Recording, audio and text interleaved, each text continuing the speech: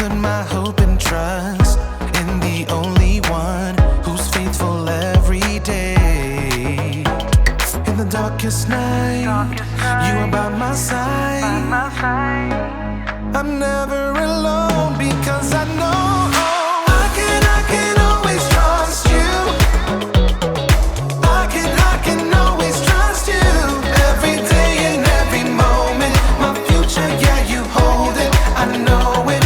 I can always trust you.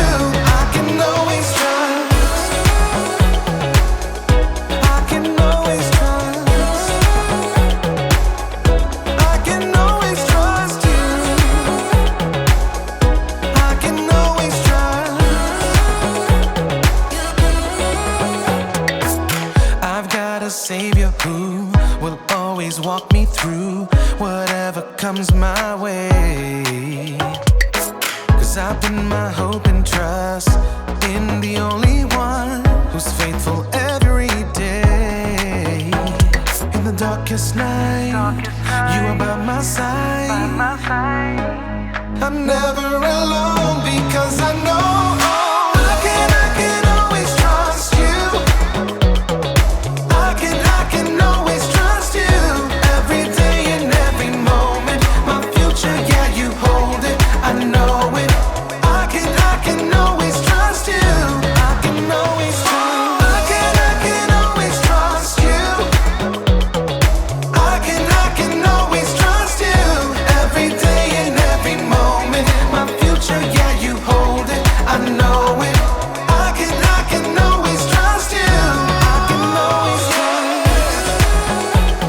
I can always trust.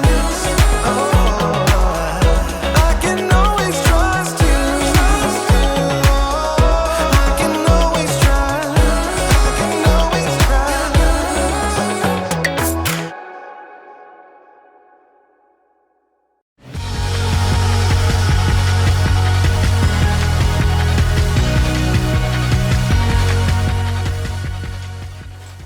Oh, hey everyone! Oh, I'm Erica. I hope you don't mind I get into shape while we do this. Exercise is important, you know, or of course. I mean, I'd rather be riding my bike outside right now, but the weather isn't cooperating. But that's okay, because I can ride this bike inside! Ooh, see that? I'm showing contentment. Contentment is learning to be okay with what you have. So, I'm okay with this stationary bike. You know, they've made all kinds of advancements with stationary bikes. I want one of those bikes that has all those different settings where you can make it feel like you're going like uphill or downhill. Whee!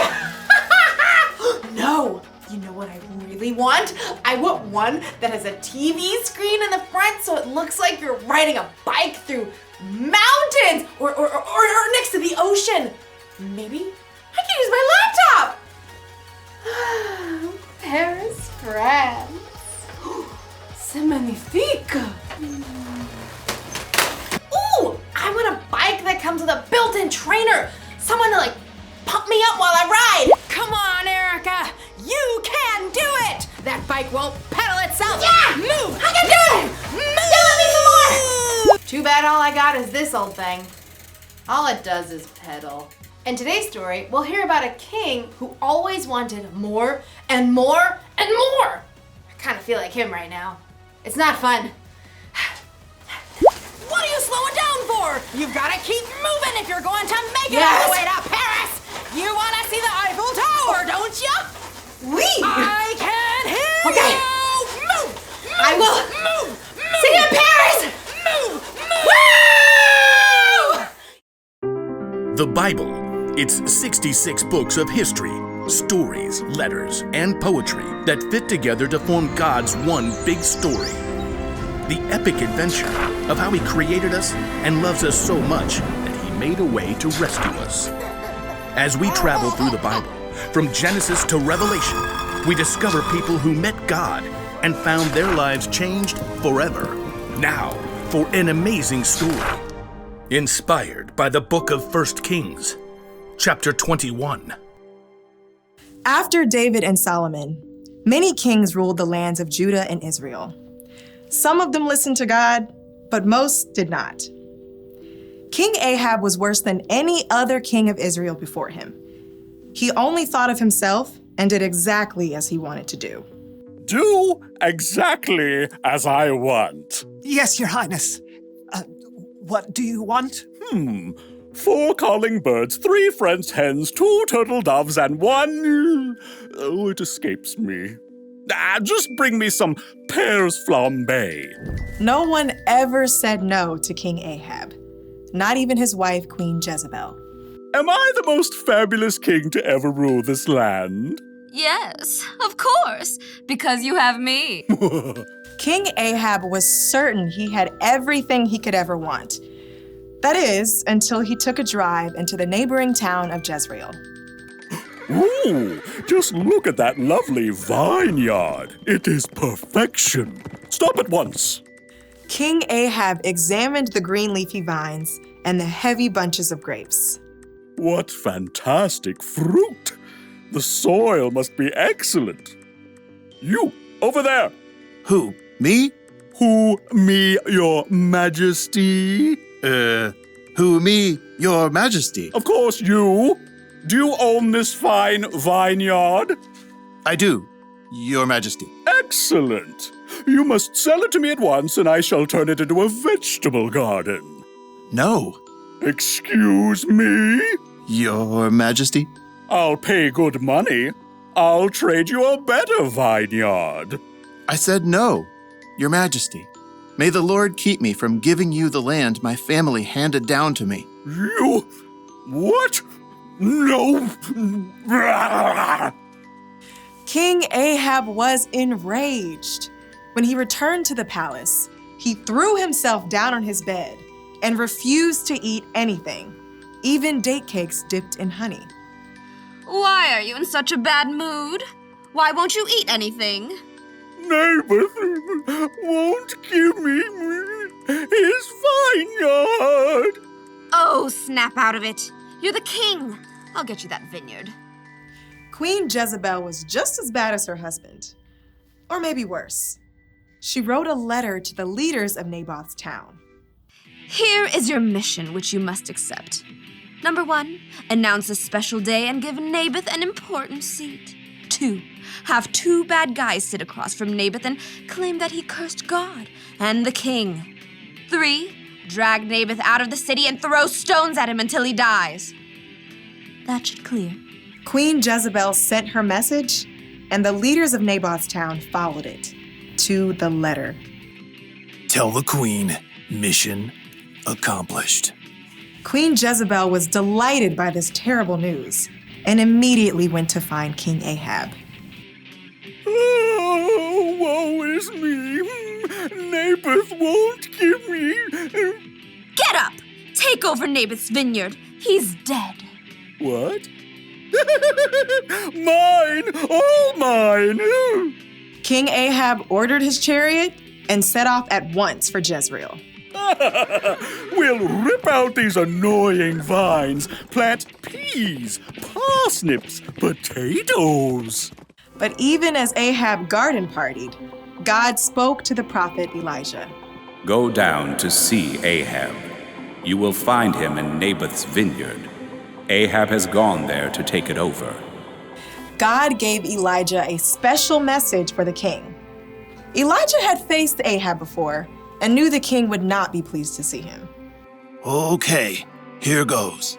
Elijah traveled to Jezreel and found Ahab in the vineyard. Pull out that row of vines. Dig up the soil. King Ahab. The king turned. His eyes narrowed as he spied Elijah. My enemy, you found me. The Lord says, haven't you murdered a man? Haven't you taken his property? No, not me personally. And now he doesn't need it anymore. So You've done what is evil in the sight of the Lord. The Lord says, I am going to bring horrible trouble on you. You have caused Israel to sin. Oh. For once, Ahab listened to a message from God. He tore his clothes, a sign of great sorrow for what he had done. He put on the clothing people wore to show sadness. No food. Not even date cakes dipped in honey? Not even date cakes dipped in honey. King Ahab and Jezebel had made themselves miserable, taking more and more. And in the end, both of them paid for it.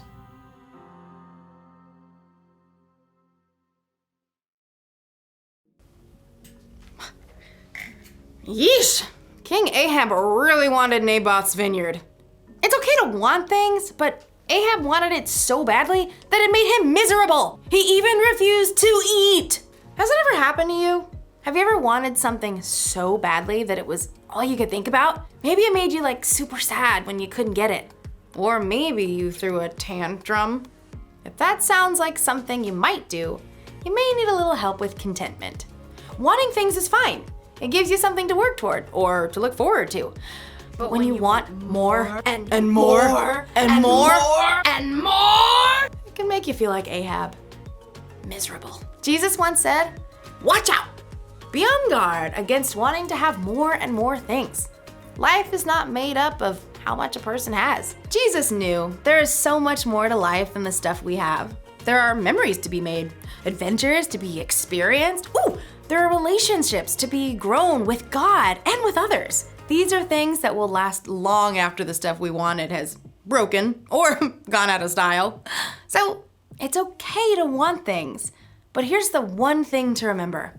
Wanting more and more can make you miserable. So maybe one day I'll get a stationary bike with a few bells and whistles.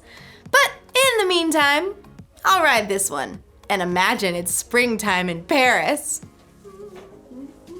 Move, move, move! My imagination is very vivid. Au revoir!